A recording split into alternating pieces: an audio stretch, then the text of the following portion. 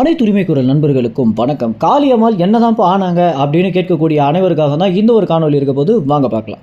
நாம் தமிழ் கட்சியில சீமானுக்கு அடுத்தபடியாக முக்கிய தூண்களாக இருக்கக்கூடியவங்கள ஒருவங்க தான் பார்த்தீங்கன்னா காளியம்மாள் நாம் தமிழ் கட்சியுடைய ஒரு முக்கிய முகமாகவே இருக்காங்க அப்படின்னு சொல்லலாம். பொதுவாகவே நாம் தமிழ் கட்சி அப்படின்றது ஒரு கட்சியே கிடையாது, ஒரு குடும்பம் அப்படின்றதுக்கு எடுத்துக்காட்டாகவே சீமானும் காளியம்மாள் இருந்துட்டு இருக்காங்க. எல்லா இடங்களிலுமே காளியம்மாள் என்னுடைய உடன்பிறவா சகோதரி அப்படின்னு சீமான் பேசுறதும், காளியம்மாள் பார்த்தீங்கன்னா எல்லா இடத்துலையுமே அந்த சீமான் அவர்கள் அப்படின்னு பேசுறதும் பிற கட்சிகளிடமிருந்து நாம் தமிழ் கட்சியை ரொம்பவே தனித்து காட்டுது அப்படின்னு தான் சொல்லணும். இந்த மாதிரியான விஷயங்கள்லாம் பார்த்தீங்கன்னா பிற கட்சியில் நினைச்சாலும் கிடைக்காது அப்படின்னே சொல்லலாம். பிற எல்லா கட்சிகளிலுமே கட்சி அப்படின்றது ஒரு கட்சியாக மட்டுமே இருக்கிற காரணத்தினால தான் அந்த கட்சியில் 1008 பிரச்சனை வருது அப்படின்னும். ஆனால் எங்கள் கட்சி பார்த்தீங்கன்னா ஒரு குடும்பம் அப்படின்னு சீமான் மட்டும் இல்லாமல் நாம் தமிழ் கட்சியுடைய நிர்வாகிகளும் கூட கட்சியில் இருக்கக்கூடிய ஒவ்வொரு நிர்வாகிகளுமே தன்னுடைய உடன்பிறவா சகோதரராகவும் சகோதரிகளாகவும் நினச்சிட்டு வந்துட்டு இருக்கிறதுனால தான் நாம் தமிழ் கட்சி எல்லா கட்சிகளிடம் வந்து தனித்து தெரியுது. இந்த வகையில் கொஞ்ச நாளாகவே காளியம்மாளுக்கும் சீமானுக்கும் ஒரு பெரிய பிரச்சனையை உண்டு பண்ணணும் அப்படின்னு நிறைய விஷயங்களை பார்த்தீங்கன்னா யூடியூப் ரூட்டர்ஸ் கரிகாலன் இது போன்ற திமுக கைகூலிகள் பண்ணிட்டு வந்துட்டு இருக்காங்க.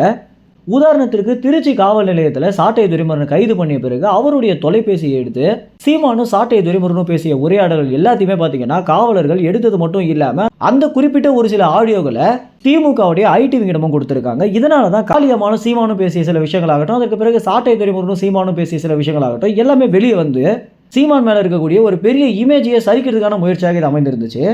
தற்போது இது ஒரு மிகப்பெரிய பிரச்சனையாக மாறி காளியம்மாளும் சீமானும் பேசிக்கிறதே இல்லை அப்படின்லாம் கூட பல விஷயங்கள் பார்த்தீங்கன்னா வெளியே ஆரம்பிச்சது. உதாரணத்திற்கு சீமானுடைய பிறந்தநாள் என்று காளியம்மாள் எந்த ஒரு இடத்துலையுமே வாழ்த்து செய்தி போடாமல் இருந்ததும், அதற்கு பிறகு தொலைபேசி மூலம் கூட வாழ்த்து சொல்லாமல் இருந்ததும் உண்மையிலேயே உங்களுக்குள்ள ஒரு பெரிய பகை தான் இருக்கு போல அப்படின்னு தான் பார்த்தீங்கன்னா தற்போது அரசியல் வட்டாரத்தில் பேசப்பட்டு வந்துட்டு இருக்கு. இந்த எல்லா விஷயங்கள் குறித்து தான் தற்போது காளியம்மாள் பார்த்தீங்கன்னா மனம் திறந்து ஒரு நேர்காணலில் பேச போகிறாங்க அப்படின்ற ஒரு தகவலை கொடுத்துருக்காங்க. ஏற்கனவே ஒரு சில நிர்வாகிகளிடம் காளியம்மாள் என்ன சொல்லியிருக்காங்க அப்படின்னா, அண்ணனுக்கும் எனக்கும் ஒரு சில மனக்கசப்பு இருக்கிறது உண்மைதான் அப்படின்னும், ஆனால் இந்த விஷயத்திற்காகலாம் நான் கட்சி விட்டு போயிடுவேன் அப்படின்னு நீங்கள் கனவுல கூட நினைக்காதீங்க, என்ன ஆனாலும் அண்ணனுக்கும் கட்சிக்கும் உறுதுணையாக நான் நிற்பேன் அப்படின்னு காளியம்மாள் பார்த்தீங்கன்னா ஏற்கனவே நிர்வாகிகள் ஒரு சில பேரிடம் சொல்லியிருக்காங்க. இதனை அடுத்து ஒரு இன்டர்வியூ கொடுக்கறதுக்கு காளியம்மாள் ரெடி ஆகியிருக்காங்க. இந்த ஒரு இன்டர்வியூட விவரம் பார்த்தீங்கன்னா அடுத்த வாரத்திற்குள்ள வெளியாகும் அப்படின்னு தான் எதிர்பார்க்கப்படுது. எல்லா தகவலையும் உடனுக்குடன் தெரிஞ்சுக்க உரிமை சேனலை சப்ஸ்கிரைப் செய்யுங்க. நன்றி, வணக்கம்.